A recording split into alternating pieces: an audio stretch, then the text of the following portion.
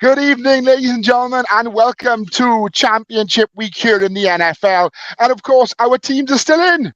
Happy days. My name is Shane Harris. Above me is Oliver Butler Henderson. To my right is Philip Perrins. And in top corner is our beautiful baby Hope. Welcome to the Third and Long podcast once again. Gentlemen, how are we doing on this fine Victory Monday? Well, I know somebody whose team are no longer in it. You know what I mean. Don't worry about it. 3 out of 4 went bad. Yeah, How's it going, boys? You all right? I am. Always. I wasn't too impressed with the performance of the Niners, but we'll get to that. You were lucky. Oh, we were just making it close, making it interesting for the adoring fans. Yeah, I've got a couple of things to say about that. I've got a lot of things to say about it. Yeah, I mean, so we've only got the 4 games to talk about tonight. We are going to nominate our Players of the Week live on air, gentlemen. Shane looks shocked. No, you did tell me earlier, I do remember. Yes, I've got mine locked and loaded. Yeah, I've got 2 or 3 because I know what you guys are like. So I'm unwell, it's my excuse. Let's let Mr. Harris pipe off his Ravens first. I was going to say exactly the same. Before we went on air, my old buddy, Mr. OBH, accused me of piping off the Ravens. And yes, I always will. This is my team, and I will never, ever apologize for it. The first half was, for lack of a better term, rubbish. There was 2 field goals in the first quarter. There was a touchdown each in the second quarter. LJ ran one in. And Steven Sims returned a punt for their only offensive score of the rest of the game. That was it. They scored 10 points. We scored 34 points. We were dominant. And I love the fact, and I'm sorry, I will play the bitter winner here. I love the fact that everyone on this show picked the Texans. Friend of the show, Andy Davis, picked the Texans. Who's got better than us at the moment? Absolutely no one. And Lamar Jackson, again, MVP, caliber day, 152 yards, running for 2, and he passed for 2, Nelly Aguilar, and Isaiah Likely, who is impressing me more and more with every game I see him. On to the next game, which we will cover. There's only one man that can save us from a Taylor Swift Super Bowl, and he wears number 8 for the Baltimore Ravens. It doesn't matter because it's going to be Taylor Swift and Eminem at the Super Bowl, so that's going to be absolutely brilliant. Oh, stop it. Round of applause for the Ravens, who beat a team that had 3 wins last season. You can only beat what's in front of you, baby Hope. You were lucky. Right. Here's my thing. Lamar ran for 100 yards. He is a running back. No. You can't just say that now when Josh Allen was doing the same thing. Josh Allen took the team on his back and literally carried that team to the next round. Almost. No. I want to talk about this. Actually, I have a different opinion on Josh Allen last night. But yeah, I mean, we'll get to that in a minute. It's the same on both your teams. I'm going to mention it now because I might as well. What happens when you have a bye? You're rusty. You're out. You lose that, as Mr. Perrin says a lot, that match momentum, that match rhythm. And that's what happened. Jason Kelce is the biggest star, and she shall not be named. Yes. Jason Kelce is my spirit animal. What a guy. But it did look like, I mean, you said it in the group chat that it was a step too far for Houston. Yeah. Next year, that'll be scary though. If Tank Dell comes back and is as good as he was, they could be scary next year. They're probably only a couple of places, people or key components away from being probably easily a conference or a championship rival contender all day long. As I said, they're good but not great. Now is not their time. Lamar said to CJ Stroud after the game, "You will get there. You will get there." And I firmly believe that he will one day. So that was Nelson Aguilar's first ever touchdown in the playoffs in the postseason. That's surprising. That surprised me because he did. Because he played for the Eagles when they were decent. And he played for us when we got to the playoffs. And he played with that Brady guy as well, didn't he? No, he didn't play with Brady. Who's Brady? The offensive coordinator. The offensive coordinator. You know what I mean. I thought I don't was think right. he did play with Tom. I think it was Cam and Mac. Well, I knew he played. I knew he played in New England. I knew that. Yeah, he definitely played with Mac. I All don't think he I played can with say is Mac. playing with Mac and Cam is poor him.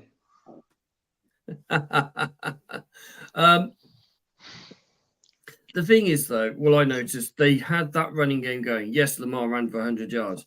Justice Hill still had 66. Dalvin Cook even put 23 at garbage time in the end. But they stopped everything that Texans could do. Everything. There hasn't been a lot of praise put on the Ravens defense this year, from what I've been listening to. Okay. They have been told they are the number one defense and all that, but there's not this massive praise about these, like the Cleveland had last week, going to that game, and your guys heard as well. Yet they shut everything Houston did. Houston had just over 200 yards of total scrimmage. And I'm only going to say this once because I don't want to be quoted saying it, but I think Patrick Queen is one of the most underrated players in the NFL. As I said, Where's with that Roquan by beef, his side, he's a new man. He's an absolutely new man. Nobody ever clipped that. I've just clicked it. Thank you. I I'm going on socials. Fan or I can TikTok. clip that and I can search that. You've even got a Debo shirt on, which is quite fitting. Yeah, I'm showing support for him playing next week. Yeah. Roquan Smith, Pat McQueen, Carl Hamilton. No offense, Shane, but Absolutely. that was the worst game of the weekend. The least competitive for neutrals. I'm sure Shane would have taken that. We don't care about competitive for the neutrals, Ken, in all honesty. We smashed the Texans, and we did. Let's call it as it is. We smashed the Texans, and we are in the AFC Championship game in Baltimore for the first time in franchise history. And you're going to get dumped out by the Chiefs. Yeah, don't back against Mahomes and Turf. Just like the Buffalo has done. Mate, if Taylor Swift's there, then Kelsey will ball out. Let's put it this way.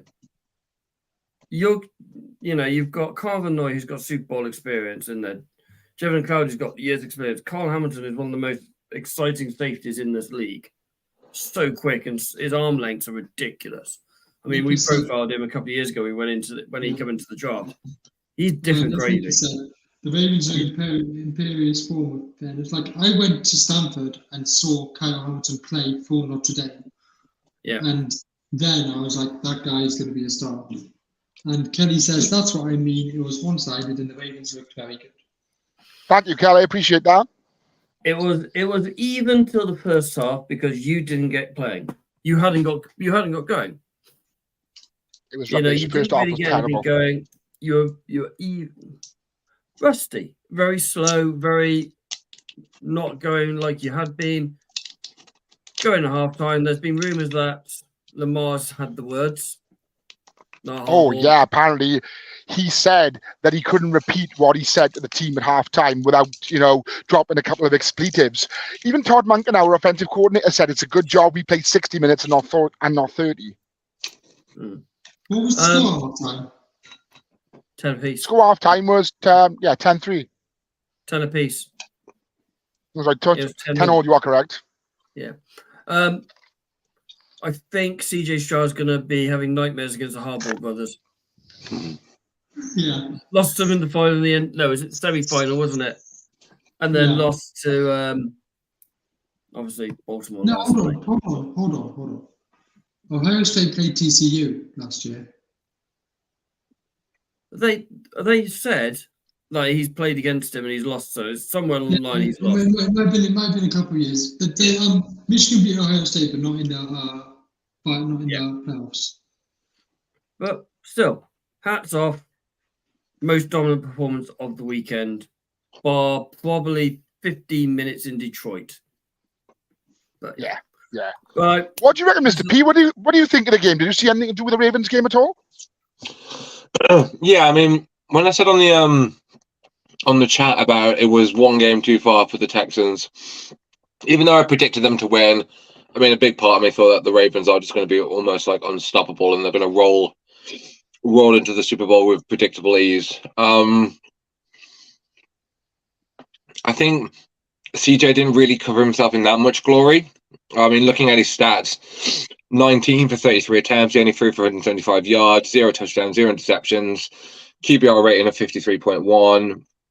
Whilst like Lamar, 16 for 22, 152, 2 touchdowns, QBR rating of 93.9. So, I mean, Lamar's been in the league a long time now. He's already won an MVP. He's probably on course to winning a second MVP this season. So, when you compare the two players, Lamar and CJ, they're kind of as great as CJ has been this year for like in his rookie year. I mean, Lamar has just been phenomenal in every respect. Most definitely. You said about not proposed glory. His wide receivers dropped a couple of mares. Dalton Schultz literally had one in his numbers and dropped it. Yeah, it was a proper donkey at it. So yeah, that doesn't help the situation. I do think it was like he did. The first drive killed it. There was a lot of nerves about it. You almost want to get that first hit out the way to be in a game, and then you get going. All right, let's let these two pipe off a bit. Hold that thought. One last thing. The fact that we played as poorly as we did against the Texans in the first half, we cannot get away with it against the Chiefs, or we cannot get away with it against the Lions or the Niners, of course. I mean, the Lions, if they do manage to squeak past the Niners, are playing the biggest game in the history of their franchise. They are not going to give anybody a break at all. We cannot get away with that again. It's already the Lions' biggest game in their franchise history this week. Biggest game in their history for you is a Sunday. I get it. Yeah. Right. You got lucky. Yes, you did. Yeah, we got lucky because their kicker can't make a 41-yard field goal. And Brock should have been picked off in the first drive. Correct. But that's not luck. That's just poor defense, isn't it? No. Luck. You're going to get hits in the numbers. Defenders are not there to catch balls. Tell that to Trey Greenlaw. Luck. If a defender catches the ball, it's luck. Trust me. I'm playing DB for like 3 years. You're trying to pat them down, not catch them. I'm going to admit that the 49ers were second best on all 3 sides of the ball. I will admit that.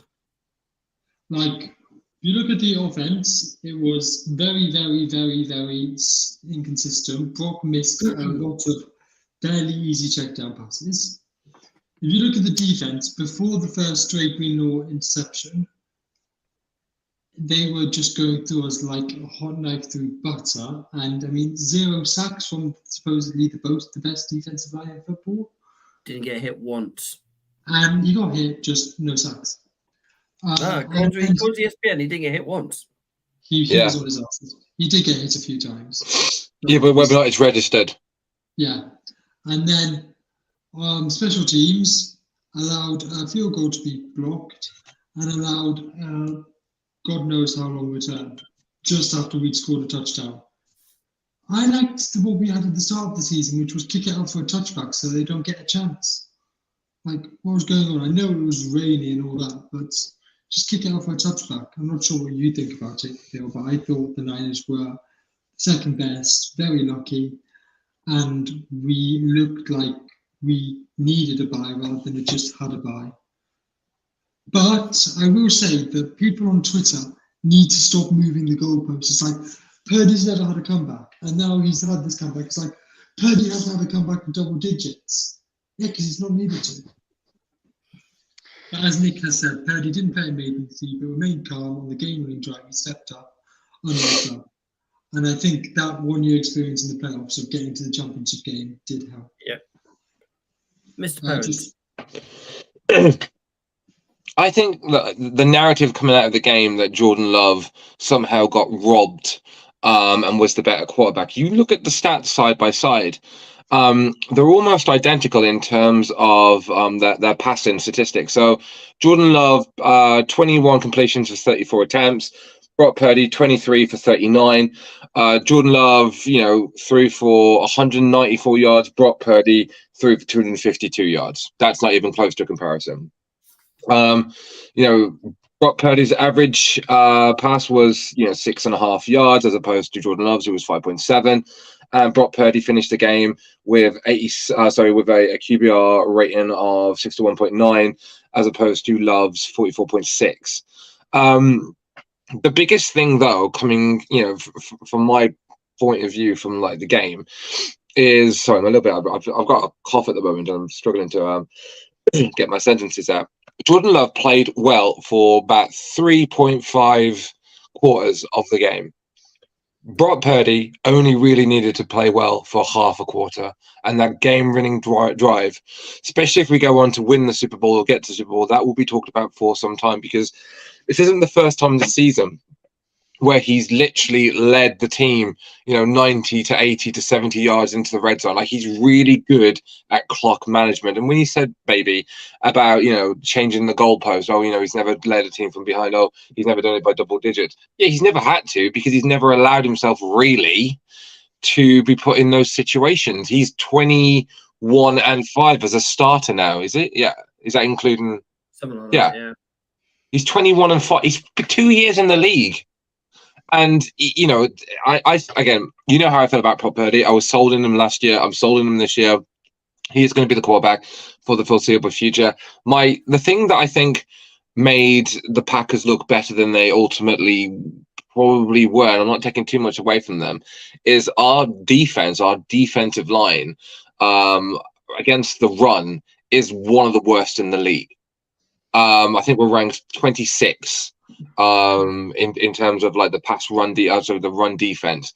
We are not great, and even though what was that? Sorry, I think Kansas you're 26 and Kansas is 28th or something like that. Yeah, like we despite the fact that we have Hargrave, Armstead, who's hit and miss. Bosa's not really living the hype to his contract. I think him skipping the whole off season has not done him any favors in hindsight in terms of looking for team performances. And even though he started his first 2 games with the 49ers really well, Chase Young in the last 3-4 games has not been that effective. I think the hype's died down around him. So there's lots of question marks. But what does save us is ultimately how good our linebacker core is. Oh my God, Greenlaw and Fred Warner. I mean, you know how I feel about Fred Warner. He's built like a tight end. He plays like a DB safety, and he happens to be a linebacker. And I think he looks as good as he is because of playing next to Drake Greenlaw. So yeah, we're a very, very solid team. It wasn't our best performance, but what do they say? Champions, turn losses into victories. The witching hour. Better be lucky than good. Maybe hope. So I'll just quickly run through Kelly and Nick's comments before I make my point. Kelly says, I think for the majority of the game, Green Bay were the better team. They just didn't have the experience to finish off in the fourth quarter, whereas the Niners did, and that's it really. Greenlaw was quality. And Nick makes the point that once our defense woke up and Drake Greenlaw got the interception to give us a bit of momentum, the last 4 drives, Love went 6 for 12 for 30 yards and 2 interceptions. So I was going to make the point about, first off, Bosa in his press conference afterwards said we needed a win like that because we hadn't done it yet this season, which I think was a really good point. But Shanahan's clock management at the end of the first half was awful. The fact that we had the ball on the Green Bay 40 with a minute and a half left, and then we finished with the ball on the Green Bay 35. So we let a minute and a half-ish go off the clock, and we moved the ball 5 yards, and then the field goal got blocked anyway. I felt like Shanahan was playing for a field goal in the playoffs where touchdowns are the ones that win games. And also his play calling in the second half. Who calls a Jordan Jennings rush play? He's our slowest wide receiver. Phil. Yeah, just last little thing for me. I think this game was the personification of momentum versus bye week. I stand by what I say. Yes, Baltimore had their bye week and obliterated the Texans, but the Green Bay came into it they finished the season really strong. Like they were, in a losing predicament at one point, Green Bay were, and they really turned that season around. and them getting a deep dive into the playoffs and beating the Cowboys and just coming up 3 points short against a really stacked San Francisco side. Whilst I think 49ers, we ended the season on a loss. Yes, we played our second and third stringers, sitting on a bye week. The rust starts to set in, considering that you think those players probably had 3 weeks off. Because a lot of them didn't play this, against the Rams, and then you got the bye week. So I think that's where momentum hit, that fatigue of not playing consecutively. But yeah, I was glad you brought up that what Bo said about like we hadn't won a game like that, and we really needed to this season. I think that kind of like eclipses this mindset of the 49ers. And I think they have full on bought into this now or never mentality with this iteration. So my couple of takes is one comment that was made a few weeks ago about Brock. So Green Bay and Texans weren't expected to be in the playoffs this year, and they've made the playoffs with 2 very good young teams. Texans got a rookie head coach and a rookie quarterback. They've got key positions filled. Texans are in a very, very good place going forward. Green Bay, you've got a star-studded wide receiver core in the making there. You found your quarterback of the future again. You've got a very good head coach again. They seem to have this knack of bringing the right players in, bringing the right coaching staff in at the right time. You have got nothing to worry about, Green Bay. You are going to be fighting it with Detroit for the NFC North for the next 10 years. It's literally going to be Detroit 1 year, Green Bay the next, Detroit, Green Bay. It's going to be like that for the next decade. Texans, you're fine. You've got nothing to worry about. You're there a year early. You've got experience from it. Take it, roll it into next year, go and go next stage further on. I've heard a lot. Remember, in the middle of the season, Brock Purdy's just a game manager. He's just a game manager. He's just this. Who's the greatest game manager of all time? Tom Brady. No one ever slagged him off. No one said he was no good. Yet they were both picked around about the same time. 1 6th round, 1 7th round. There's nothing wrong with being a game manager. Game managers is a term of endearment. It's used to people try and use it to be derogatory against teams that they don't like. I'd quietly have Brock Purdy in the Patriots jersey, rolling the team down the field, although he probably wouldn't do as good because we haven't got the star-studded team that you guys have had. But game management, he knows when to hit those throws when he does do, because we've heard people go, oh my God, he just made that throw when he didn't stupidly. But it's a risk calculated, and he knows McCaffrey's going to make the catch, Debo's going to make the catch, Kittle's going to make the catch. He has belief and trust in his players. That's why he makes those throws. But he also knows that, there's nothing open, going to drop it down. His progression reading is so much better than it was when he first came in the league. 18 months ago? Yeah, about that. It was week 12. About 15 months ago, wasn't it? It was about October time? It was week 12. So you've got your quarterback of the future. And I said to you guys, I wouldn't even bat an eyelid if you went in round 2. Nowadays, if you did a redraft a couple of years ago and you went in round 2, you wouldn't even bat an eyelid. Mr. Pope. Just going back to your game management, I think I said this when Cam Newton made those very informed comments. Every quarterback has to be a game manager before they can be a game changer. Brock's only been in the league 15 months. I said this on Andy's show last week that every time Brock's met a hurdle or had something he had to overcome, he's learned from it and got better. So if he keeps on doing that, I think even if he is just a game manager at the moment, he could become a game changer. I'm still a little worried about him playing in the rain. He didn't look comfortable for a lot of the game on Sunday. Sunday, Saturday. His worst performance was against Cleveland in that horrific weather. That's my only thing with him at the moment.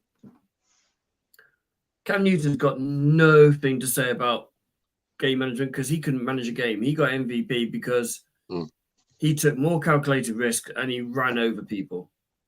He had Lamar. And he got found out. And then he got kicked out of the league. Exactly. Phil, sorry, Shady, do you have anything else to add, my friend?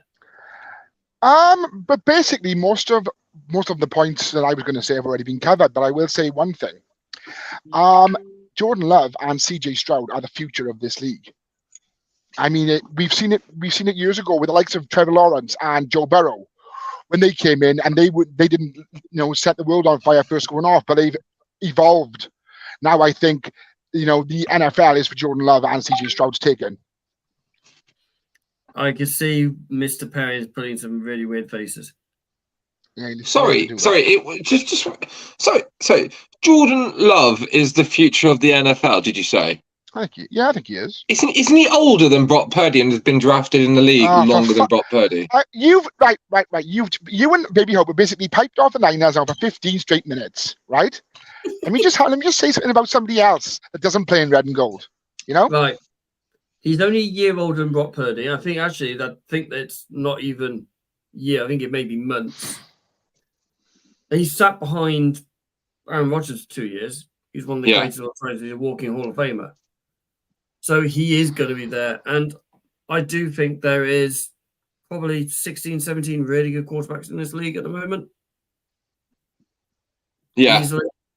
I mean, it's the first time in a long period maybe until like the late 2000, from like 2008 to 2012, where you'd often think about like there's only a small handful of really good quarterbacks in the National Football League.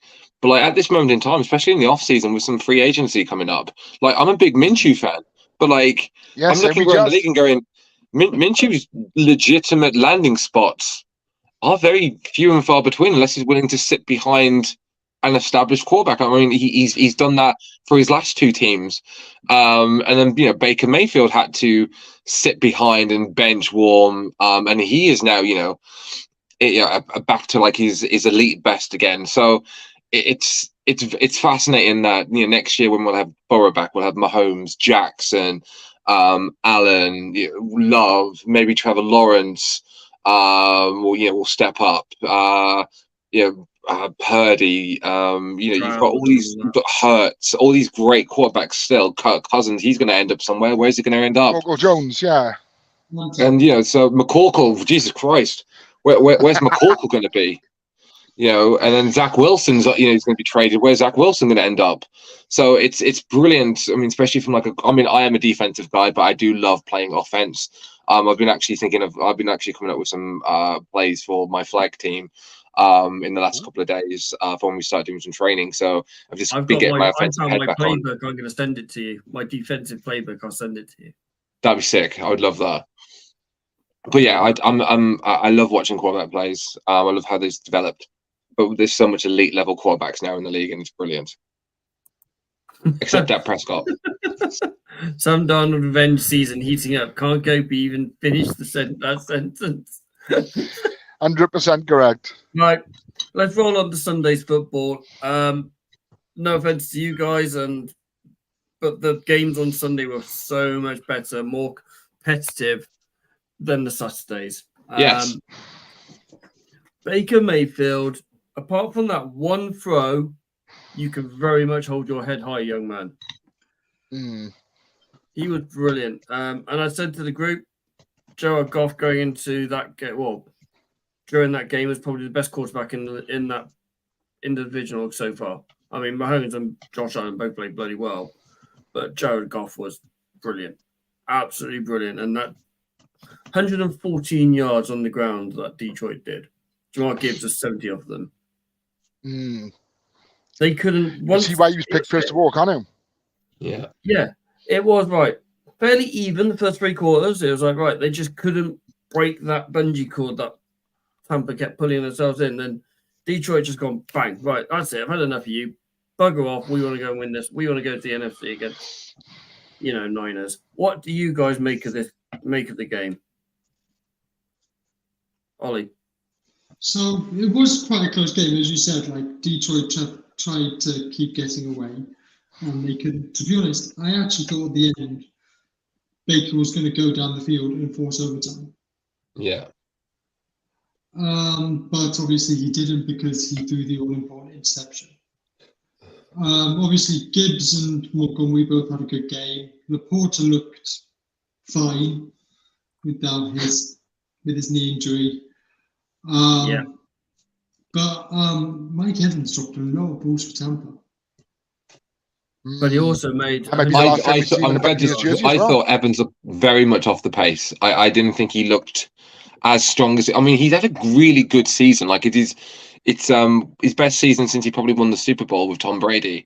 But I thought on Sunday night he looked really poor because I watched the game with a mate of mine as he popped over, and Mike Evans was not great.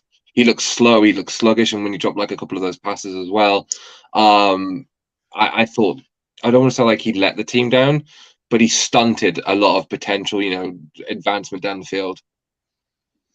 I think that the injuries of the defense on the Tampa side was racking up a lot, and it was starting to affect them more than anything else. We've got baby hope, and I think that was the issue. I mean, that catch by Cade Otton and that play by Baker Mayfield where he avoided the sack, rolled out, and Cade Otton with the toe drag swag. Wow. Oh, I could watch that all day long. That was a beautiful, beautiful, beautiful. So Ollie's just messaged saying his fuse is blown. Wow. Beautiful, beautiful play. See you Thursday, boy. So the best bit of all this game was an O-lineman. So he was on the 16-0 team for the Detroit Lions. And he ended up getting sprained ankle and sprained knee, only missed a handful of plays, came back in, finished the game. Frank Ragnar, he was going for Vita Vera. Yeah. He's 320-pound nose tackle. Big lad. Impossible. But yeah, Simon Porter didn't have any issues either after his knee. Absolutely superb. Give us some more information, Mr. Harris. To me, I watched this game and it reminded me of like a heavyweight fight. They were basically swinging, if swinging haymakers. If one team scored, the other team would score straight away. They're trying to sort of who can knock each other out first. I mean, the Lions pulled away, and I think, as I said earlier on, I think it's Mike Evans' last game in a Buccaneers jersey, in all honesty. I mean, or Laura calls him the Pirates, whatever. But yes, it's the last game in a Buccaneers jersey for Mike Evans, I think, as well. They've got a lot of free agents now, pending free agents. This team can look a lot different. But I think the Lions looked decent. But again, if you can concede 23 points to a team like the Buccaneers, who are not anywhere near NFL elite caliber, I think you're going to go to Santa Clara, and I think you're going to have your ass handed to you. As much as I hate to say it, I genuinely think that's what's going to happen. I think everyone's pulling for, and everyone apart from Niners fans are pulling for a Ravens and Lions Super Bowl, mainly because they're sick of KC winning it all the time. And I just think the Lions and everyone's little engine that could, and as has been well documented on this show, we all have a soft spot for Dan Campbell. I mean, I know for a fact that Phil and Ollie's bias is going one way, but I like to see a Ravens Lions Super Bowl. I think that'd be good, but I can't see it happening.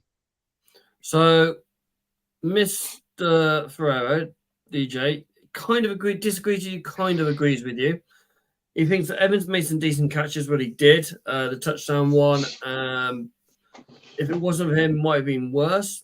He does also agree with you that it could be his last game. I think it is. I don't. I think they're going to re-sign him. They will find a way to bring him and Baker back because those two had a connection. He's been around the league for 10 years now. He's a 1,000-yard guy every season he's been in this league. That's unheard of. That is unheard of, to have that many successful seasons going forward. And he's won his ring as well, Yeah. What baffled me is, how many times did you hear Trey Palmer's named and called in that game? Why didn't they go after that secondary of Detroit, which isn't brilliant, but it's not bad. Welcome back. You got again. Sorry Only about 2 that. catches, Trey Palmer, 32 yards. That was it. My Mm. fuse blew.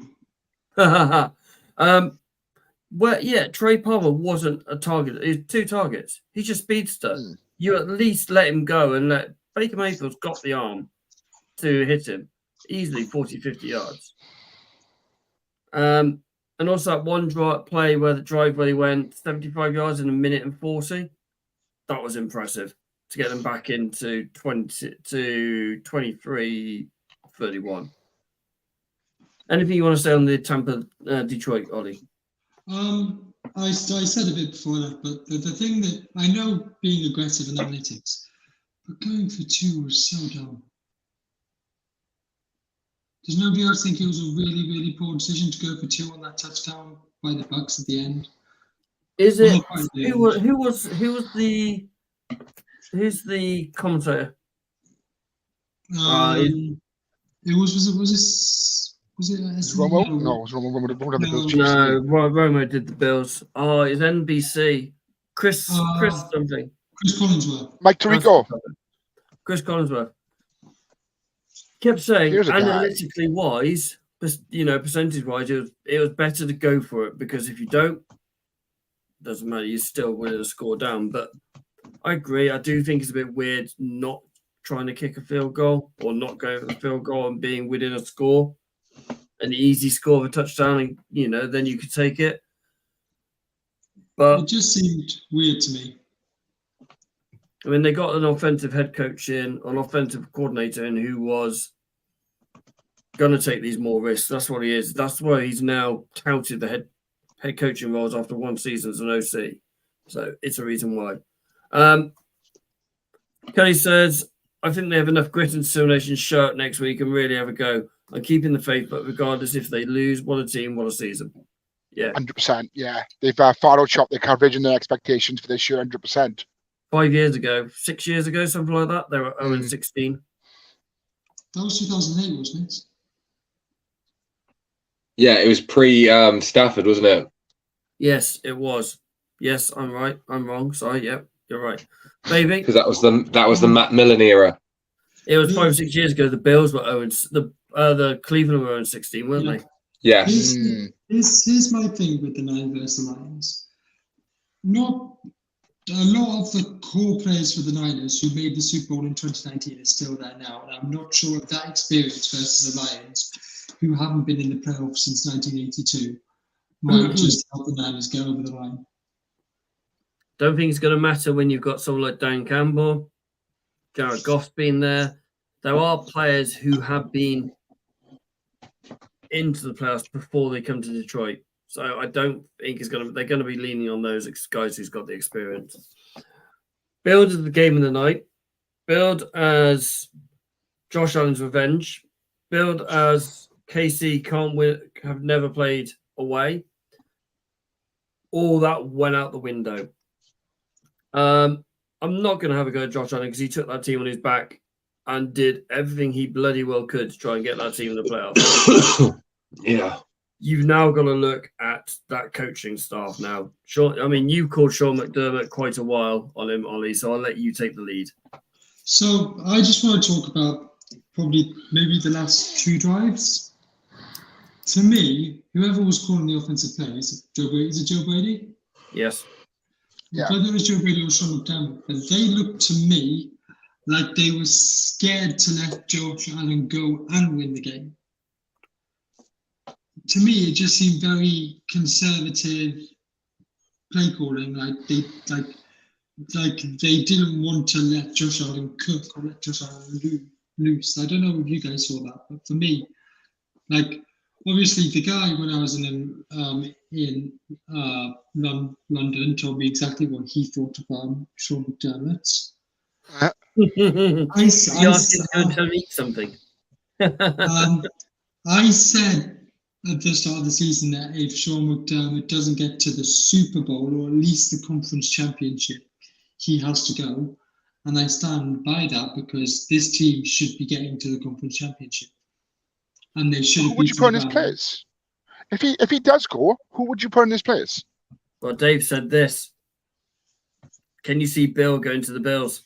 That's exactly what I was thinking. As But I do think we need to remember that this loss probably wasn't fully on Sean McDermott. no. Tyler Bass, wasn't it? I hate to kick a man by when he's down, but Tyler Bass got on it. They picked up a lot of injuries in that game. A lot of key players went down on the offensive side of the ball. They only had 4 active linebackers anyway. Yeah. So the issue is now they have got a lot of players going to free agency. And Josh Allen's cap hit is £47 million next year. Or dollars. Ooh. You've got to then try and re-sign these guys or try and get Josh to restructure his deal or bring in some load of rookies to play these players. I don't think bringing in rookies is a bad issue at all. Buffalo they're in trouble. This is their Super Bowl window shut. Well and truly slammed shut. Do you think? I Yeah. know Mr. Perry has got something on this.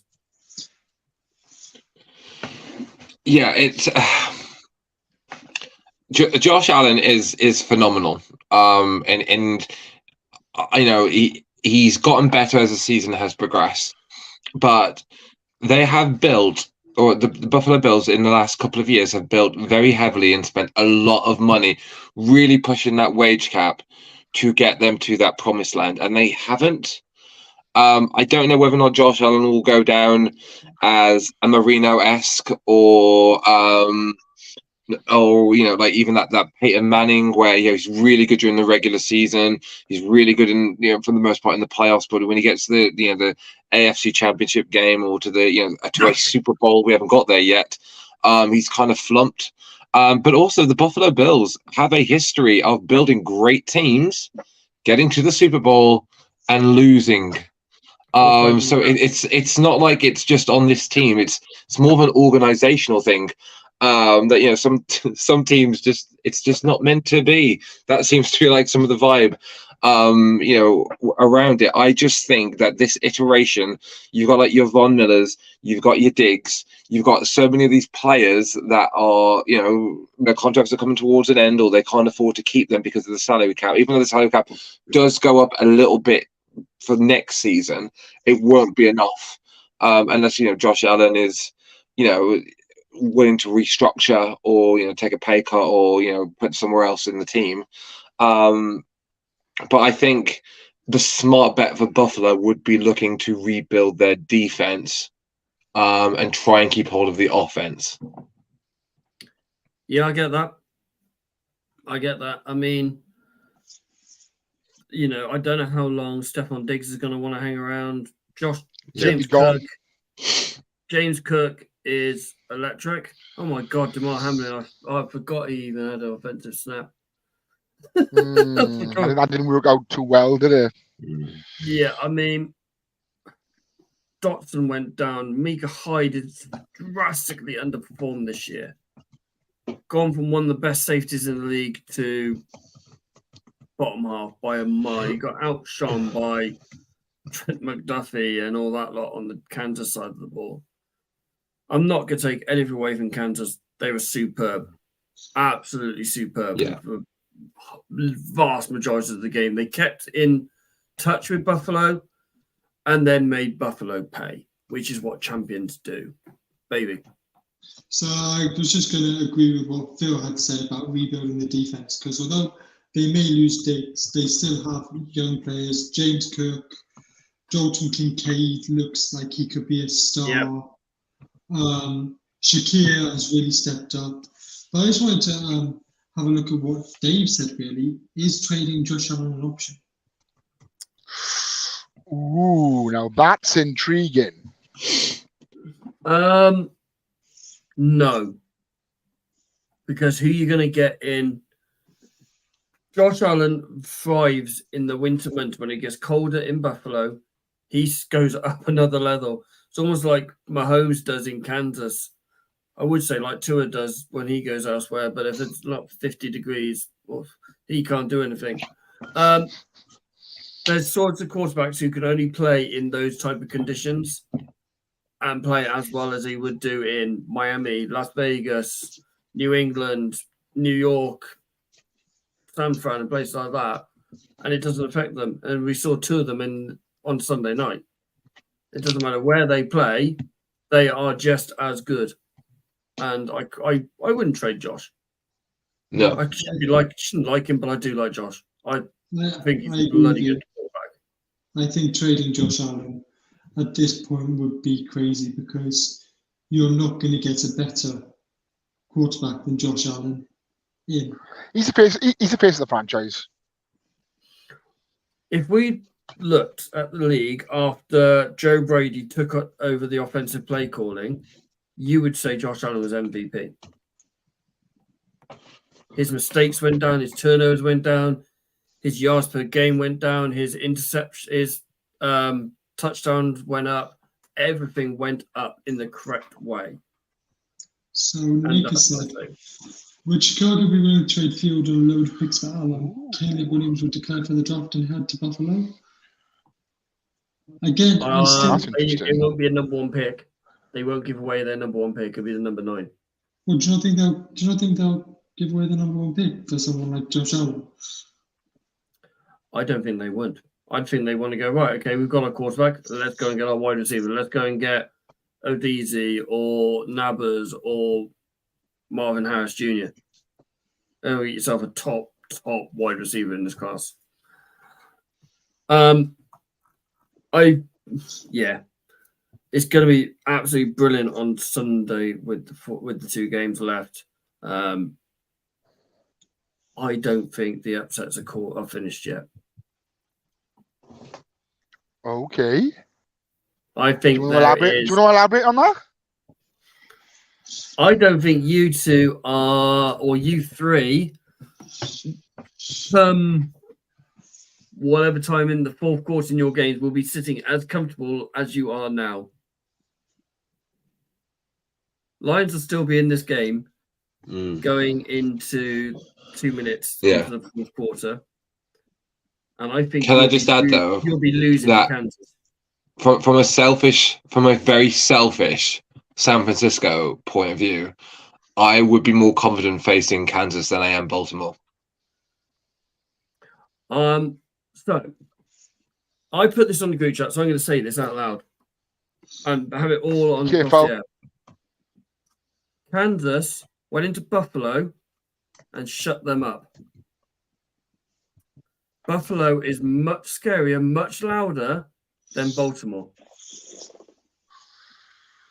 Yeah, their fans are maniacs. You saw it. I put it in the group chat when one of them basically performed a wrestling move. I know the move, but people don't know what it is, so I'm not going to explain it to you. Basically, off a track to a table that was on fire. These people are mental. No, they're insane. Quite loud. One person, when they started winning again, one person fell into their new stadium hole, and that's now their ritual for them to jump into that stadium because they're insane. I did say earlier on, and I am going to do it now. So we are going to nominate our players of the divisional round, and I'm going to let Mr. Perrins go first. Jared Goff. Because I completely forgot about the 49ers ban being lifted for the playoff games. But I thought Jared Goff. It's not just the 49ers ban at all. It's a home team. It's your home team ban. Home team ban, basically, yeah. So yeah. Oh God. Jared Goff. Even though Baker Mayfield threw for more yardage and threw for more touchdowns, Jared Goff for the last couple of seasons has become clutch, and he is definitely the figurehead for the most successful Detroit Lions team in their long history. He's threw for 287 yards, 2 touchdowns, 0 interceptions. I thought he was amazing. And yes, the game was very, very tight up until about the 4th quarter. And then the Lions just sped away, and he was really, really good at that. I'm so pleased for Jared Goff because even when he was playing for the Rams, I thought he got massively shafted to sent, to a Detroit team that was in a huge rebuilding session, and he's just kicked on, and he's really bought into that culture. And whatever happens on Sunday, I wish him nothing but the best, because he has solidified himself. Mr. Harris. Did you say the home team ban is now lifted? Yes. Fantastic, Lamar Jackson. Of course you knew I'd say that. He basically carried the Ravens on Saturday against the Texans, and he will hopefully carry them to a win against Kansas City and carry them straight into the Super Bowl. He ran for 2 touchdowns. He passed for 2 touchdowns, 16 of 22, 152 yards, and the uncrowned MVP of this season as well. It's hard not to pick him. And as everyone knows who listens to this show on a regular basis, when we paid him that truckload of money at the beginning of the season for him to stay, after he requested a trade, I said he wasn't worth the money, and I'm glad it wasn't my money. I've never been more happy to be more wrong in my life. He's been unreal, honestly. I mean, I will say it now, and I hate to say this, I really should be, pushing for my team in the AFC Championship game, but I think the Chiefs will beat us, in all honesty. As you said, you can't bet against playoff Paddy. There's a little one upstairs who agrees with you. Baby Hope. So I'm taking Niners linebacker, big play, Dre Greenlaw. Dre Greenlaw, yeah? Yeah, 8 tackles, 1 tackle for loss. A very, very crucial 4th down stop when they were in the red zone, going for the Green Bay version of the tush push. Sorry, brotherly shove. Cheese whiz. And also 2 interceptions. The first one fired up the team, and it woke up our defense because we didn't concede another point after that. And the second one, which he intercepted from Fred Warner, who was about to intercept it, iced the game. I think I woke up the whole of Somerset shouting for him to get down afterwards, so we could get some victory formation. Love that. My dad wasn't very happy with me shouting at the top of my voice at 4 a.m. I can imagine. You mean your dad was not with you? No, my dad doesn't stay up for primetime games. Fair enough. Okay, last on the round. So I'm ignoring. I'm either going to go. I've got a couple of Kansas City Chiefs players in my head. I've got a Green Bay player in my head. I've also got a Detroit player in my head, and I've got Baker on my head. But this guy's got the highest QBR rating going into this weekend, or from this weekend. Highest passer rating from this weekend. Threw for 2 touchdowns, for 215 yards. Just quickly, Nick has said there's rumours that Drake can still be found roaming the bay with a football in hand. He has now finally won his first and only game away from Arrowhead in the playoffs. I am going for Patrick Mahomes as my player of the week. To silence that Buffalo crowd, it's not an easy feat, and he did it in his first away playoff game outside the Super Bowl. They were superb. The whole of the Kansas was superb, and he was brilliant. And I wasn't watching this at work, so I promise. Well, like I said, in all honesty, I thought the Bills were going to be too strong. I was more scared of the Bills than I am the Chiefs. But after seeing, I may have momentarily forgotten how good Patrick Mahomes is. Yeah, I am nervous about Sunday. I'm not going to lie. I was the only one out of the 4 of us who said KC to win. Yeah. I was the only one out of the 4 of us said Ravens to win. Yeah, but that was home biased. Yeah, of course it was. You can't back against Mahomes in the playoff football, even though he's away and even though it's Buffalo. Him and Andy Reid just know how to do it, which is scary. And like I said, Buffalo's a scarier place to go than Baltimore, mate. Unless you're Jason Kelsey. As I said, honestly, that's been one of the moments of the season. He jumped out of the box's window when he was drinking cans with all the fans with his top off. A guy. He was doing bowling ball shots in the tailgate party. I think it's half cup. What a guy. Yeah. I just want to see him in the Super Bowl with it celebrating his brother at the end of the game. Have you seen I the don't, text that obviously. Johnny Kelsey was watching his kids sent to him during the game after that T-shirt? I saw it. Johnny Kelsey sent him a text saying, Eddie said, Dad's boobs are showing. Love that. Love that. As always, has anyone got anyone else to say before I do my intro? Do your wrap up. Okay. No, as I said, I mean, there's podcasts out there from last week of myself and Baby Hope on friend of the show, Andy Davis is Across the Pod podcast. If people want to check that out, and I imagine we may be invited back fairly shortly. Andy, if you're listening, come on our Super Bowl show. Yes, come on, bud, come on. Okay, we will be back on Thursday for these three being insufferable for probably one more week. Oh, yes. So, as always, this will be live on Spotify or wherever else you get your podcasts from tomorrow morning, 8:30. He's been Mr. Perrins. He's been Shane Harris. He's been Baby Hope. I'm Ollie Butlanton. Until then, stay safe all.